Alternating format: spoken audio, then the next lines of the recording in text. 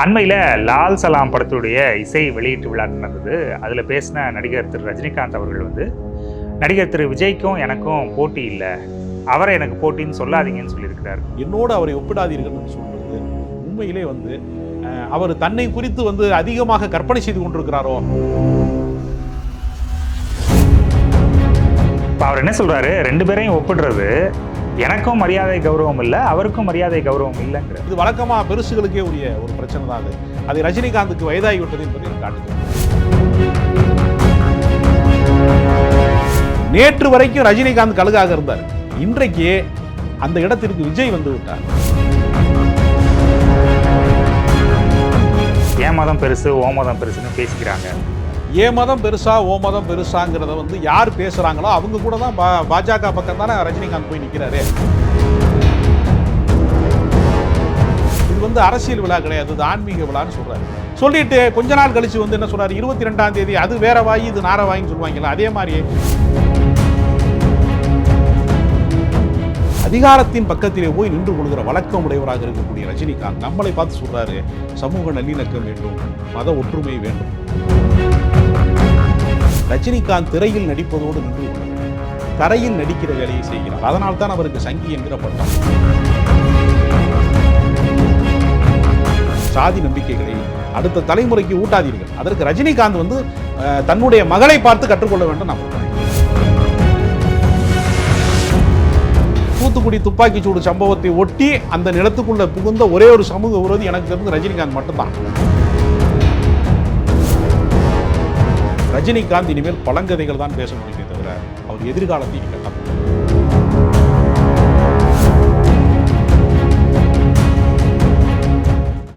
Reflect நேயர்களுக்கு வணக்கம். இன்றைய சிறப்பு நேர்காணலில் நம்மோடு இணைந்திருக்கிறார் அரசியல் விமர்சகர் திரு ராஜகம்பீரன் அவர்கள். அவரை நிகழ்ச்சிக்கு வரவேற்கலாம். வணக்கம் சார். வணக்கம். அண்மையில் லால் சலாம் படத்துடைய இசை வெளியீட்டு விழா நடந்தது. அதில் பேசின நடிகர் திரு ரஜினிகாந்த் அவர்கள் நடிகர் திரு விஜய்க்கும் எனக்கும் போட்டி இல்லை, அவரை எனக்கு போட்டின்னு சொல்லாதீங்கன்னு சொல்லியிருக்கிறார். இது எப்படி பார்க்குறீங்க? வணிக ரீதியாக யார் முதன்மை வகிக்கிறார்களோ அவர்கள் தான் சூப்பர் ஸ்டார் என்கிற அந்தஸ்துக்கு உரியவர்கள். அந்த அடிப்படையில் பார்க்கிற போது மிகச்சிறந்த கலைப்படங்களை ரஜினிகாந்த் தொடக்க காலத்திலே ஓரிரு படங்கள் 6லிருந்து 60 வரை மாறி, எங்கேயோ கேட்ட குரல் மாதிரியான சில படங்களை அவர் நடித்திருக்கிறார். பின்னாளில் முழுக்க முழுக்க அவர் வணிக படங்கள் தான் நடித்தார். கமலஹாசனை போல அவர் ஒரு எக்ஸ்பெரிமெண்ட் ஃபில்மே அவர் பண்ணவே இல்லை. அவர் இப்போ அன்பே சிவம் பண்ணார், மகாநதி பண்ணார், பல வித்தியாசமான படங்களை அவர் கமலஹாசன் நடிச்சிருக்காரு. கண்ணு தெரியாதவனா ராஜா பார்வையில் நடிப்பார். 100வது ஆமாம், சலங்கை ஒளி மாதிரி ஒரு பரதநாட்டிய கலையை மையமாக வச்ச படங்கள் நடிப்பார். நிறைய கலை சார்ந்த படங்களில் எக்ஸ்பெரிமெண்ட் ஃபில்ம் நிறையா எடுத்துகிட்டே இருந்தார். அது மாதிரியான எந்த முயற்சிகள்லையுமே ரஜினிகாந்த் ஈடுபட மாட்டார். அவர் என்னென்னா டிஸ்ட்ரிபியூட்டர் சினிமா தான், அவருக்கு உலக சினிமா கிடையாது. கல்லாப்பட்டி நிறையணும் அப்படிங்கிறதுக்கான திரைப்படங்களை தான் அவர் தொடர்ந்து நடிச்சுக்கிட்டே இருக்கிறார். அப்போ வசூல் ரீதியாக யார் முன்னிலை வகிக்கிறார்களோ அவர்கள் தான் சூப்பர் ஸ்டாருங்கிற கணக்கில் வர்றாங்க. நடிப்பு சார்ந்தது அல்லது. அந்த இடத்திற்கு இப்பொழுது விஜய் சேர்ந்திருக்கிறார். விஜய்க்கும் இவருக்குமான வியாபாரம் என்பது ஏறத்தாழ சில படங்களிலே ரஜினிகாந்தின் வசூலை விடவும் அவர் படங்களில் இருக்கக்கூடிய வசூலை விடவும் விஜய் சில இடங்களில் மேலோங்கி போகிறார். அந்த அடிப்படையில் பார்க்கிற போது தனக்கு நிகராக ஒருவன் வருவது என்பதை ஏற்றுக்கொள்ளுகிற மனநிலை அவருக்கு இல்லை என்பதைத்தான் அது காட்டுகிறது. ஏனென்றால் ஏற்கனவே எம்ஜிஆர் தான் வசூல் மன்னனாக இருந்தார். சிவாஜி கணேசன் வித்தியாசமான படங்களை சிவாஜி நடித்தாலும் வசூல் மன்னனாக எம்ஜிஆர் தான் அதிகமான படங்களில் இருந்தார். அப்போ எப்பொழுதுமே ஒரு வணிக போட்டி நடந்துக்கிட்டே இருக்கும். ஒரு ஆரோக்கியமான ஒரு கலையில் எப்போவுமே ஒரு போட்டி நடந்துகிட்டே இருக்கும் சினிமாவில்.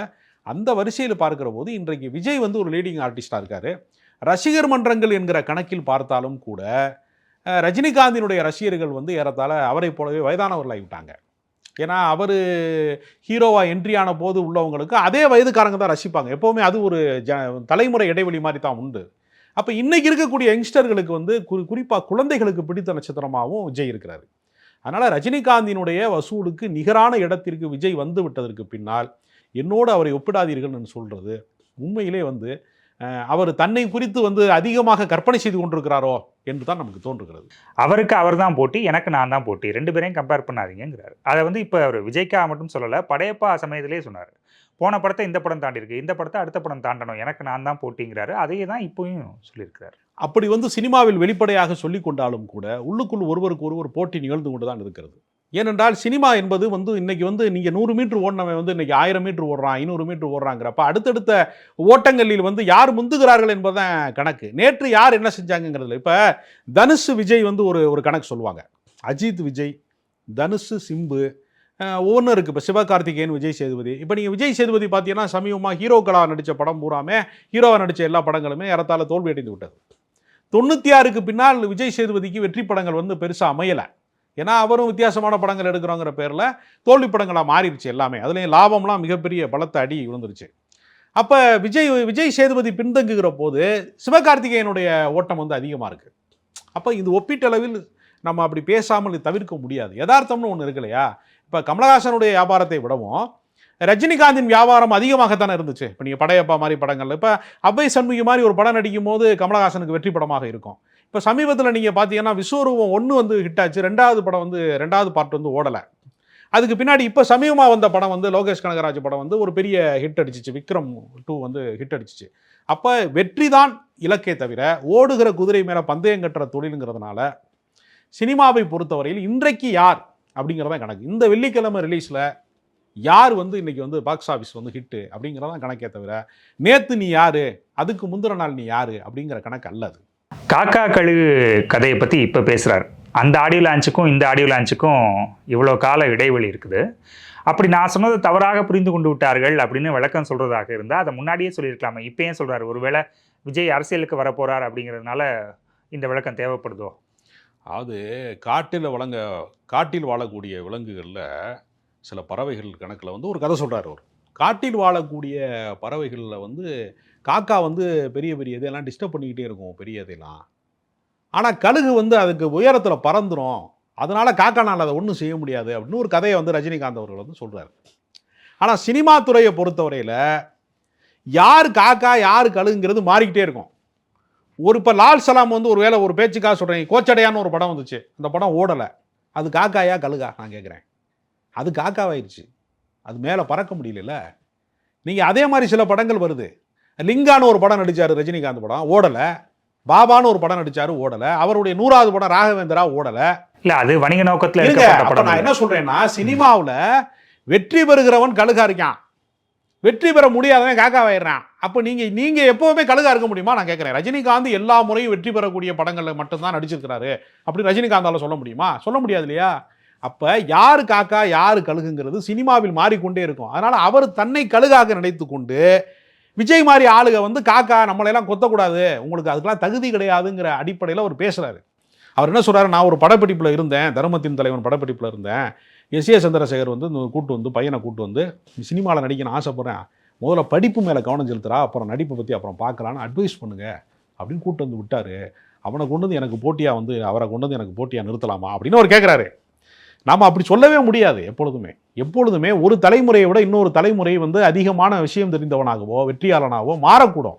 இன்றைக்கி விஜயோட பிஸ்னஸ் வந்து பெருசாக இருக்குது. எனவே எனக்கு தெரிந்த வரைக்கும் நேற்று வரைக்கும் ரஜினிகாந்த் கழுகாக இருந்தார், இன்றைக்கு அந்த இடத்திற்கு விஜய் வந்து விட்டார். எனவே யார் கழுகு என்பது காலத்துக்கு தக்கன மாறிக்கொண்டே இருக்கிறது, வெற்றி தோல்விக்கு தக்கன மாறிக்கொண்டே இருக்கிற காரணத்தினால இந்த கதை எல்லா காலத்திற்கும் பொருந்தாது அப்படிங்கிறத ரஜினிகாந்த் புரிந்து கொள்ள வேண்டும். இவரை யாரையும் சீண்டி பார்ப்பது அப்படிங்கிற இடம் இருக்கு இல்லையா, அந்த இடத்தில இருந்து விஜய் வந்து வளர்ந்து விட்டார். எனவே இவர் காட்டுகிற விஜய் வந்து இன்றைக்கு இல்லை. நாளைக்கு அவருடைய ரசிகர்கள் வந்து ஒரு அரசியல் கட்சி ஆரம்பிக்கிற அளவிற்கு வலிமை படைத்தவர்களாக இருக்கிறாங்க. இவர் வந்து 96ல் தனக்கு வந்த வாய்ப்பை அவர் தவற விட்டுட்டாரு. அதனால அவர் முடிந்து போன கதை, அவர் மைதானத்துக்கே வரல. அவர் வந்திருந்தா நான் சாம்பியன் ஆயிருப்பேன், பிறக்காத பிள்ளைக்கு பேர் வைக்கிற மாதிரி, நான் அரசியலுக்கு வந்திருந்தா அப்படி ஆயிருப்பேன் இப்படி ஆயிருப்பேன் இப்போ சொல்லலாம். நீங்கள் அதற்கான வாய்ப்பை தவற விட்டு விட்டீர்கள். அதனால உங்களுக்கு இனி அரசியல் எதிர்காலம் கிடையாது. ஆனால் விஜய்க்கு அரசியல் எதிர்காலம் இருக்கிறது. அந்த அடிப்படையில் பார்க்கிற போது விஜய் தான் கழுகு, ரஜினிகாந்த் காக்காவை கொண்டிருக்கிறார். இப்போ லியோ வெற்றி விழாவில் விஜய் பேசும்போது சூப்பர் ஸ்டார் பட்டத்தை பற்றி பேசினார், அது அவர் தான் நான் இல்லை அப்படின்னு. இப்போ இந்த ஃபங்க்ஷனில் ரஜினிகாந்த் பேசுகிறார். அப்போ ஒருத்தருடைய ஆதரவு இன்னொருத்தருக்கு தேவைப்படுதோ அரசியல் ரீதியாக? சினிமாவை பொறுத்தவரையில் விஷம் கொடுத்து கொள்ள மாட்டார்கள், வெள்ளம் கொடுத்து தான் கொள்ளுவாங்க. பாராட்டியே ஒருத்தரை வந்து ஒருவர் இல்லாமல் செய்வார்கள். அரசியலில் மட்டும்தான் நேரடியாக எதிரியை காட்டிக்கொள்வார்கள். சினிமாவை பொறுத்தவரையில் அரவணைத்து கொண்டே ஒருவரை அழித்துக் கொள்வார்கள். அதனால் இந்த போட்டியில் வந்து யார் வெல்ல போகிறார்கள் என்கிற கணக்கெல்லாம் சினிமாவிற்கு வேறு கணக்கு இருக்கிறது. அரசியல் கணக்கிற்கும் சினிமா கணக்கிற்கும் வேறுபாடு இருக்கிறது. விஜய் அரசியலுக்கு தயாராகி விட்டார். அரசியலுக்கு தான் தகுதியற்றவன் என்பதை ரஜினிகாந்த் நிரூபித்து விட்டார். அதனால 2 பேருக்குமான போட்டியில் விஜய் தான் எனக்கு தெரிந்து இன்றைக்கு எதிர்காலம் இருப்பவராக இருக்கிறார். அவருக்கு வயது காரணமாக இருக்கலாம், அவருக்கு 50 வயது தான் ஆகிறது, இவருக்கு 70 கடந்து விட்டார். அதனால எதிர்காலம் என்பது விஜய்க்கு தான் இருக்கிறது. அவர் அரசியல் ரீதியாக எதிர்பார்க்கத்தக்க மனிதராக மாறிவிட்டார். அதனால அவருக்கு தலைமை பண்பை அவர் வளர்த்து கொண்டால் ஒருவேளை அவரிடம் இருக்கக்கூடிய இளைஞர் படையை அவர் வாக்கு வங்கியாக மாற்றலாம். ரஜினிகாந்த் இனிமேல் பழங்கதைகள் தான் பேச முடியுமே தவிர அவர் எதிர்காலத்தை இனி கட்டமைக்க முடியாது. இப்போ அவருடைய வாய்ஸ் வந்து விஜய்க்கு கொடுத்தா கூட எடுபடாதுன்னு சொல்றீங்களா? அந்த கட்டத்தை அவர் கடந்து விட்டார். அதாவது விஜய்க்கு வந்து ரஜினிகாந்த் வாய்ஸ் கொடுத்து தான் வளர வேண்டும் என்கிற இடத்துல விஜய் மூலம் கிடையாதுன்னு நான் சொல்ல வரேன். விஜய்க்கு தனியாக ஒரு வாய்ஸ் உருவாகிவிட்டது. அவர் வளர்ந்து கொண்டிருக்கக்கூடியவராக இருக்கிறார். இவர் வளர்ச்சி முடிந்து போனவராக இருக்கிறார். இப்போ அவர் என்ன சொல்றாரு, 2 பேரையும் ஒப்பிடுறது எனக்கும் மரியாதை கௌரவம் இல்லை, அவருக்கும் மரியாதை கௌரவம் இல்லைங்கிறார். 2 பேரும் 2 தலைமுறை நடிகர் என்று வேணாலும் சொல்லலாம். ஒப்பீட்டளவில் வந்து அவரை கமலஹாசனோடு தான் ஒப்பிட முடியும், விஜயோடு ஒப்பிட முடியாது. வசூல் கணக்கிலே தான் நம்ம அப்படி சொல்கிறோமே தவிர அவருடைய சூப்பர் ஸ்டார் அந்தஸ்திற்கு விஜய் வந்து விட்டார் என்பதை ஏற்றுக்கொள்ளுகிற மனம் ரஜினிகாந்த் கிடையாது. அவரை தான் சொல்றாரு, நான் பார்க்க வளர்ந்த பையன், நிறைய நல்ல விஷயங்கள் செய்கிறாரு, நான் அதை பாராட்டுறேங்கிறார்.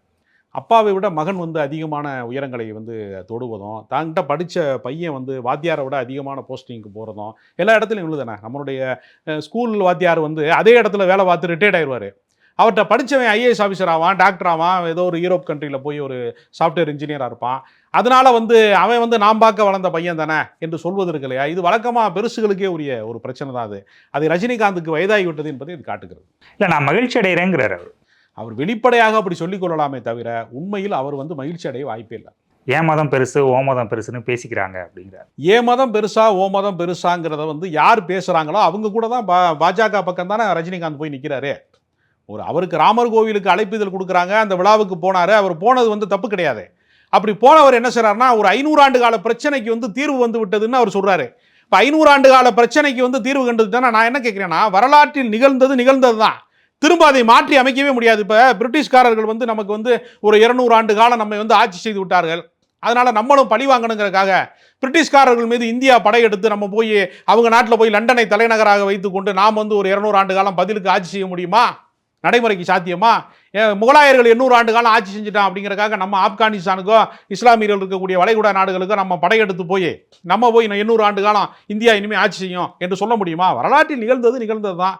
எவ்வளவோ புத்த விகாரங்களை, புத்தருடைய சிலைகளை வந்து கடந்த காலங்களிலே வந்து அகற்றிவிட்டு அதை இந்து கோயிலாக மாற்றி இருக்கிறார்கள் என்று வரலாற்று ஆய்வாளர்கள், தொல்லியல் ஆய்வாளர்கள் சொல்றாங்க. இப்போ திருமுருகன் காந்திங்கிற மே 17 இயக்கத்தினுடைய ஒருங்கிணைப்பாளர் சொல்றாரு, ராமன் என்பது உங்களுக்கு உண்மை என்றால் ராவணனும் உண்மை தானே. இப்போ ராவணன் வந்து தமிழ் மகன் தானே, தமிழ்நாட்டில் பிறந்தவன் தானே. அப்போ தமிழ்நாட்டை சேர்ந்த ராவணன் வந்து, ஏன்னா அன்றைக்கு வந்து இலங்கை என்று ஒரு தனி நாடு கிடையாது, அது வந்து கடல் கொண்டதுனால ஒரு நிலம் வந்து துண்டாக இலங்கை என்று மாறிவிட்டது. தொடக்கத்தில் எல்லாமே ஒரே நிலமாகத்தான் இருந்தது என்று தான் நமக்கு வந்து பூகோளத்தினுடைய ஆராய்ச்சிப்படி சொல்றாங்க. அப்போ ராவணன் பிறந்த ஊர் எங்கே இருக்குன்னா காஞ்சிபுரத்தில் தான் இருக்குது, அதுலேயும் குறிப்பாக சங்கர மடத்துக்கு கீழே தான் இருக்குது அப்படின்னு நாங்கள் ஒரு மனு கொடுக்குறோம். நீங்கள் துல்லியல் ரீதியாக ஆய்வு செய்து அதற்கான ஆதாரங்களை கொடுத்து ராவணன் கோவில் கட்டுவதற்கு ஆவணம் செய்யுமாறு கேட்டுக் கொடுக்குறோம்னு திருமுருகன் காந்தி கேட்குறாரு. இதை நீதிமன்றம் ஒப்புக்கொள்ளுமா? மத்திய அரசாங்கம் ஒப்புக்கொள்ளுமா? மாநில அரசு இதை ஏற்றுக்கொள்ளுமா அந்த கோரிக்கையை என்ற ஒரு கேள்வி இருக்கிறது இல்லை நமக்கு. அதனால கடந்த காலத்திலே நிகழ்ந்தவை தான். அதற்கெல்லாம் பழி வாங்குவதற்கோ அதற்கெல்லாம் ஆதாரம் தேடுவதற்கோ, இப்போ ஒரு உதாரணத்துக்கு சொல்கிறேன், ராமர் கோயில் இருந்த இடத்தில் தான் மசூதி கட்டப்பட்டது என்று சொல்வதற்கு எந்த ஆதாரமும் இல்லை. ஆனால் ராமர் கோயில் இடிக்கப்பட்டு பாபர் மசூதி கட்டப்பட்டது என்று இவர்கள் கதை சொல்லுகிறார்கள்ல, பாபர் மசூதி இடிக்கப்பட்டு அதன் மீது ராமர் கோயில் கட்டப்பட்டதை எல்லாரும் பார்த்துருக்கான், உலக அரங்கமே பார்த்திருக்கிறது. உலகத்தில் எந்த நாடாவது, வளர்கிற நாடாக இருக்கக்கூடிய எந்த நாடாவது மத பிரச்சனையை முன்னிலைப்படுத்தி கொண்டு மக்களின் பிரச்சனையை மழுங்கடித்த அரசாங்கம் உலகத்தில் எந்த நாடாவது இருக்கிறதா? இன்றைக்கு என்னவா இருக்குன்னா, பல ஊர்களில் என்ன நடக்குதுன்னா, உதாரணத்துக்கு நான் சொன்னேன், பிரிட்டன் மாதிரியான முன்னேறிய நாடுகளில் தேவாலயங்களுக்கு யாருமே வருவதில்லை, சர்ச்சுக்கு வந்து எவனுமே வரமாட்டேங்கிறான், ஜெபம் பண்ண வரமாட்டேங்கிறான்னு சர்ச்சுக்களை வந்து தனியார் மண்டபம் போல வாடகைக்கு விடுறான், ஆள் வரமாட்டேங்கிறான்னு. அப்போ கடவுள் நம்பிக்கையை வைத்துக்கொண்டு ஒரு வாழ்க்கையை நடத்த முடியாது. அது ஒரு நம்பிக்கை தானே தவிர அதற்கு எந்த ஆதாரமும் யாருமே ஒப்படைக்க முடியாது. எந்த கடவுளுக்குமே நீங்கள் ஆதாரம் கேட்டால் என்ன செய்ய முடியும்? உருவமற்ற இறைவனாக இருந்தாலும் சரி, உருவம் கொண்டிருக்கிற இறைவனாக இருந்தாலும் சரி, யாருக்குமே ஆதாரம் கிடையாது. அது ஒரு உணர்வு சார்ந்தது. அது தனிப்பட்ட முறையில் வந்து உங்களுடைய பூஜை அறையோடு வைத்துக்கொள்ள வேண்டும். அதை கொண்டு வந்து பொது வெளியில் வைத்துக்கொண்டு அரசியல் செய்வது, அந்த அரசியலுக்கு வந்து முட்டு கொடுப்பது, அதைத்தான் ரஜினிகாந்த் செஞ்சார். அவர் வந்து விழாவுக்கு போனவர் சும்மா இல்லை, இது வந்து அரசியல் விழா கிடையாது, இது ஆன்மீக விழான்னு சொல்கிறாரு. சொல்லிட்டு கொஞ்ச நாள் கழிச்சு வந்து என்ன சொல்றாரு, 22ஆம் தேதி அது வேற வாயி இது நாரவாயின்னு சொல்லுவாங்கல்ல, அதே மாதிரி சில நாட்கள் கழித்து என்ன சொல்றாருன்னா, லால் சலாம் வெளியிட்டுள்ளால மத துவேஷங்களை வந்து நம்ம வந்து உருவாக்கக்கூடாது, ஒவ்வொருத்தருக்கும் வேறு வேறு நம்பிக்கையில் இருக்கலாம், நம்மலாம் ஒற்றுமையாக இருக்கணுங்கிறாரு. ஒற்றுமையை யார் சீர்குலைக்கிறார்களோ, ஒற்றுமைக்கு யார் எதிராக இருக்கிறார்களோ அவர்கள் பக்கம் தானே நீங்கள் நிற்கிறீங்க, அதிகாரத்தின் பக்கம் தானே நீங்கள் நிற்கிறீங்க. நீங்கள் எப்பொழுதாவது அதிகாரத்துக்கு எதிராக நின்றுக்கிறீங்களா? மக்களின் பக்கம் எப்பொழுதான் நிற்கிறீங்களா? நீங்கள் தூத்துக்குடியில் துப்பாக்கி சூடு நடந்தால் நீங்கள் என்ன செய்றீங்க? அங்கே போய் சமூக விரோதிகள் உள்ளே புகுந்து விட்டார்கள்ங்கிறீங்க. எனக்கு தெரிஞ்சு அந்த தூத்துக்குடி துப்பாக்கி சூடு சம்பவத்தை ஒட்டி அந்த நிலத்துக்குள்ளே புகுந்த ஒரே ஒரு சமூக விரோதி எனக்கு தெரிஞ்சு ரஜினிகாந்த் மட்டும்தான். வேற யாருமே சமூக விரோதி அங்கே இல்லையே. போராடக்கூடிய மக்களை பார்த்து சுவாசிக்கிற காற்று சுத்தமா இல்ல, எங்களுக்கு நல்ல காற்று கூட கிடைக்கல என்று சொல்வதற்காக போராடிய மக்கள் மீது துப்பாக்கி சூடு நடத்தினா, ஒரு தனியார் நிறுவனத்திற்காக, ஒரு கார்ப்பரேட் கம்பெனிக்காக, வேதாந்தாங்கிற நிறுவனத்திற்காக ஒரு துப்பாக்கி சூடை நடத்தினா அரசாங்கம், அதை கண்டித்து பேச உனக்கு துப்பு இல்லைன்னா பரவாயில்ல, அதிகாரத்தின் குரலாக அரசாங்கத்தினுடைய பிரதிநிதியாக அந்த இடத்துக்கு போய் மக்களுக்கு எதிராக அவர் பேசுறாரு. அதே மாதிரி தான் பண மதிப்பு நீக்கம். எல்லாரும் வெயிலில் நின்று நீண்ட கியூவில் நின்று ரொம்ப போராடி வேதனைப்பட்டு பல பேர் 150 பேருக்கு மேலே வரிசையில் நின்று செத்து போயிட்டாங்க. அப்படி இறந்து போனவர்களின் பக்கம் நிற்காம, பாதிக்கப்பட்ட மக்களின் பக்கம் நிற்காம, புதிய இந்தியா பிறந்து விட்டதுன்னு அவர் கூவினாரு. யாருக்காக கூவினாரு? நீனு அரசாங்கம் யார் வந்தாலும் அவருக்காக கூவுவார். நாளைக்கு மன்மோகன் சிங் ஆட்சி வந்தது மாதிரி மறுபடியும் காங்கிரஸ் அரசாங்கம் ராகுல் காந்தி தலைமையில் உருவாச்சுன்னா, அன்னைக்கு ரஜினிகாந்த் வெக்கமே இல்லாமல் முதலா பூங்கத்தோடு போய் இந்தியா கூட்டணியை வாழ்த்தக்கூடிய இடத்துல தான் அவர் இருப்பார். அவரை பொறுத்தவரையில் அதிகாரத்திற்கு வாலாட்டுவது தான் ரஜினிகாந்தோட வேலையை தவிர, ரஜினிகாந்துக்கு மக்களின் பக்கம் நிற்பது அப்படிங்கிற ஒரு நடைமுறை இல்லை எப்பொழுதுமே. மதத்தை பற்றி பேசும்போது இன்னொன்று சொல்றாரு, எந்த மதத்தில் உண்மை நியாயம் இருக்குதோ அந்த பக்கம் நில்லுங்க. எல்லா மதத்திலும் உண்மையும் நேர்மையும் இருக்கிறது. அதை பின்பற்றுகிறவரிடத்துல பிழை இருக்கிறது. நம்ம ராமருடைய கதாபாத்திரம் என்ன சொல்லுகிறது? தனக்கு வந்திருக்கக்கூடிய அரசு பதவியை, தனக்கு வந்திருக்கக்கூடிய அரசராக இருக்கக்கூடிய பதவியை தன் சகோதரனுக்கு விட்டு கொடுத்து விட்டு வனவாசம் போனாருங்கிறத ராமருடைய கதை. அப்ப ராமரினுடைய கதைப்படி இவர்கள் நடக்கிறார்களானா, ராமரின் பெயரை சொல்லிக்கொண்டு இவர்கள் அதிகாரத்தை கைப்பற்றி இவர்கள் அதிபராக வருவதற்கு தானே வேலை செய்யறாங்க. இப்ப ராமரை பின்பற்றுகிறார்கள் அவர்கள்? அப்படின்னா கிடையாது. ராமரை இவர்கள் பின்பற்றவே இல்லை. சரி, ராமருடைய வாழ்க்கை முறைப்படி பார்த்தா அவர் சரையு நதியில கடைசி நேரம் தற்கொலை பண்ணிக்கிட்டாரு. இவங்க தற்கொலை பண்ணிக்கிற போறாங்களா எல்லாரும்? ராம பக்தர்கள் எல்லாரும்? அப்படி இல்லை. அப்ப எதில் நன்மை இருக்கிறதோ அதை மட்டும்தான் நம்ம தேர்வு செய்து வாழ முடியும். அப்ப அவர் மனைவியை சந்தேகப்பட்டாரு, அப்ப ராம பக்தர்கள் எல்லாருமே தங்கள் மனைவியை சந்தேகப்படுவாங்களா? இப்படி நாம் கேட்க முடியாது. ஒவ்வொருத்தருக்கும் சமய நம்பிக்கை என்பது ஒருத்தருடைய தனிப்பட்ட அந்தரங்கமான விஷயம். உங்களுடைய அந்தரங்கமான அறைக்குள்ள நீங்கள் எப்படி இருக்கிறீர்களோ, உங்கள் பூஜை அறையில் நீங்கள் உங்களுக்கும் கடவுளுக்கும் நடுவில் புரோக்கர்ஸ் கிடையாது. இடைத்தரகர்களை நீங்கள் ஏற்பாடு செய்தீர்கள்னா அதற்குள்ள வேறு விஷயமான அரசியல் அதிகாரம் அதற்குள்ளே இருக்கிறது. என்னுடைய கடவுள் நம்பிக்கையை நீ ஓட்டாக மாற்றணும்னு நினைக்காத. பெரும்பான்மை மக்களுடைய நம்பிக்கைகளை நீங்கள் அரசு அதிகாரத்திற்கு பயன்படுத்திக் கொள்வதற்கு, ஓட்டாக மாற்றிக்கொள்வதற்கு நீங்கள் முயற்சி செய்வதன் மூலமாக நீங்கள் பெரும்பான்மை சிறுபான்மை என்கிற ஒரு கோட்டை நீங்கள் கிடைக்கிறீர்கள். அதன் வழியாக சிறுபான்மை மக்களினுடைய ரத்தத்தை குடிக்க வேண்டும் என்று நீங்கள் ஆசைப்படுகிறீர்கள். அதற்கு துணை போவதை ரஜினிகாந்த் எப்படி எடுத்துக்கொள்ள வேண்டும்? நீ மனிதாபிமானத்தின் பக்கம் நிற்க வேண்டும். உலகத்தின் தலை சிறந்த கலைஞர்கள். ஹிட்லர் மிகப்பெரிய அதிகாரத்தினுடைய உச்சத்திலே இருக்கிற போது சார்லி சாப்ளின் ஹிட்லர் பக்கம் நின்றாரா இல்ல மக்களின் பக்கம் நின்றாரான்னு ஒரு கேள்வி இருக்கிறது. ஹிட்லர் ஒரு கோமாளி, வரலாற்றிலே இவன் வருங்காலத்திலே ஒரு கோமாளியாகத்தான் பார்க்கப்படுவான் என்பதை முன்கூட்டியே உணர்ந்து தானே ஒரு ஹிட்லர் வேடத்திலே அவர் நடித்து நகைச்சுவை காட்சி நடித்தார். நடித்தது மட்டுமல்ல, ஹிட்லரினுடைய அதிகாரம் தவறானது என்று உலகத்துக்கு அவர் சொன்னார். உலகத்தின் மிகச்சிறந்த கலைஞர்கள் எப்பொழுதுமே அதிகாரத்துக்கு எதிராகத்தான் நின்றிருக்கிறார்கள், மக்களின் பக்கம்தான் நின்றிருக்கிறார்கள். ஆனால் அதிகாரத்தின் பக்கத்திலே போய் நின்று கொள்கிற வழக்கம் உடையவராக இருக்கக்கூடிய ரஜினிகாந்த் நம்மளை பார்த்து சொல்றாரு, சமூக நல்லிணக்கம் வேண்டும், மத ஒற்றுமை வேண்டும். இங்கு மத ஒற்றுமையெல்லாம் ஏற்கனவே இருக்கு, அதை சீர்குலைத்து விடாதீர்கள்னு நம்ம கெஞ்சி கேட்குறோம். நீங்கள் அரசியல்வாதிகள் சீர்குலைக்க முயற்சி பண்ணுறான். பெரும்பான்மை மக்களினுடைய வாக்கு வங்கியை பெற வேண்டும் என்பதற்காக சிறுபான்மை மக்களை வன்முறையாளர்களாக, தீவிரவாதிகளாக, நிலத்தை அபகரித்தவர்களாக, இந்த மாதிரியான ஆலயங்களை இடித்தவர்களாக ஒரு வரலாற்றை, பொய்யான வரலாற்றை, கற்பிதங்களை உருவாக்க பார்க்குறான். அவர்கள் பின்னால் நின்று கொண்டு மத நல்லிணக்கத்தை பற்றி அவர் நமக்கு பாடம் எடுக்கிறதுங்கிறது சாத்தான் வேதம் ஓதுவதை போன்று இருக்கிறது. அதே விழாவில் அவங்களுடைய பொண்ணு ஐஸ்வர்யா பேசும்போது, எங்கள் அப்பா எல்லாரும் சங்கின்னு சொல்கிறாங்க, அவர் சங்கியாக இருந்தால் இந்த படத்தில் ஒரு இஸ்லாமிய கதாபாத்திரத்தை ஏற்று நடிச்சிருப்பாரா? அவர் சங்கி கிடையாது. ரஜினிகாந்த் சில படங்களில் திருடனாக நடித்திருக்கிறார். பில்லா என்கிற படத்தில் ஒரு திருடனாக நடித்திருக்கிறார். அப்பொழுது நாம் ரஜினிகாந்தை உண்மையிலேயே திருடன் என்று யாராவது நம்ம நினைத்தோமா? ரஜினிகாந்த் மிக கொடூரமான வில்லன் கேரக்டர்கள் எல்லாம் ஆரம்பத்தில் தொடக்கத்தில் நடித்திருக்கிறார். பாஷா மாதிரி தாதா கதாபாத்திரங்களை நடித்திருக்கிறார். அப்பொழுது நாம் உண்மையிலேயே ரஜினிகாந்த் ஒரு தாதா என்று நடித்திருக்கிறோமா? அவர் மொய்தீன் பாய் என்கிற ஒரு கேரக்டரில் நடிக்கிறார் என்பதனாலேயே அவர் சமூக நல்லிணக்கத்துக்கான ஆள் என்று நாம் எப்படி நம்ப முடியும்? திரைக்கும் தரைக்கும் வித்தியாசம் இருக்கிறதா இல்லையா? ரஜினிகாந்த் திரையில் நடிப்பதோடு நின்று கொள்ள வேண்டும், தரையில் நடிக்கிற வேலையை செய்கிறார். அதனால் தான் அவருக்கு சங்கி என்கிற பட்டம். சங்கி என்பது அவமானமாக இருக்கிறது என்று ஐஸ்வர்யா ரஜினிகாந்த் சொல்லுகிறார். அப்ப மதவாத ரீதியாக நீங்கள் ஒரு மனிதனை வந்து பார்க்கக்கூடாது என்கிற கருத்து அவருக்கு இருக்கிறது. இப்ப எப்பவுமே என்ன செய்வாங்கன்னா, நம்ம வீடுகளில் வயதானவர்கள் இருப்பாங்க, அவங்களுக்கு சாதி நம்பிக்கை இருக்கும், மூட நம்பிக்கை இருக்கும், எல்லா நம்பிக்கையும் சகுனம் பார்க்கிற நம்பிக்கை இருக்கும், எல்லா விதமான நம்பிக்கையும் கொண்டவங்களா இருப்பாங்க. ஆனால் அவருக்கு பிறக்கிற குழந்தை முற்போக்கு சிந்தனை உள்ளவனாக இருப்பான், அறிவியல் சிந்தனை உள்ளவனாக இருப்பான், பகுத்தறிவு சிந்தனை உள்ளவனாக இருப்பான், மதம் ஆச்சரியங்களுக்கு அப்பாற்பட்டவனாக இருப்பான், சாதிக்கு அப்பாற்பட்டவனாக இருப்பான். அடுத்த தலைமுறைக்கு அறிவு வந்து விடும்.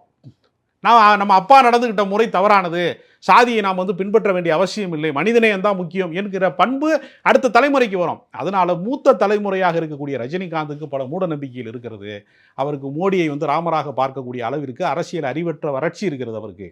ஆனால் ஐஸ்வர்யா ரஜினிகாந்திற்கு அதற்கு நேர்மாறாக சமத்துவ சிந்தனை இருக்கிறது, மத நல்லிணக்கம் வேண்டும் என்கிற சிந்தனை அவருக்கு இருக்கிறது. அதையே அவர் கதையாக செய்து அவங்க அப்பாவுக்கு சங்கி இமேஜ் இருந்தாலும் பரவாயில்லை என்று ஒரு நல்ல கதாபாத்திரத்திலே அவர் நடிக்க வைத்திருக்கிறார். இதை நான் பாராட்டுறேன். அடுத்த தலைமுறைக்கு அந்த சிந்தனை இல்லை. நீங்கள் போன தலைமுறையிலே செய்த தவறுகளை, மூட நம்பிக்கைகளை, மத வெறியை, சாதி நம்பிக்கைகளை அடுத்த தலைமுறைக்கு ஊட்டாதீர்கள். அதற்கு ரஜினிகாந்த் வந்து தன்னுடைய மகளை பார்த்து கற்றுக்கொள்ள வேண்டும் நான் விரும்புகிறேன். அதே போல் இன்னொரு விஷயம் சொல்கிறார், நண்பர்களை விட எதிரிகள் வந்து ரொம்ப ஆபத்தானவங்க, எதிரி என்பவர் ரொம்ப ஆபத்தானவர் அப்படிங்கிறார். அந்த எதிரி யார்? எதிரி யார் என்பது அவர்தான் விளக்க வேண்டும்.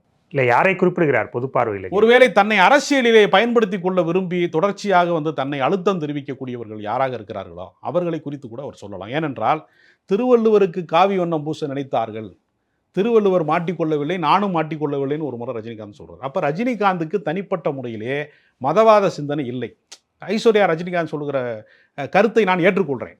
தனிப்பட்ட மனிதனாக ரஜினிகாந்துக்கு அது இல்லை.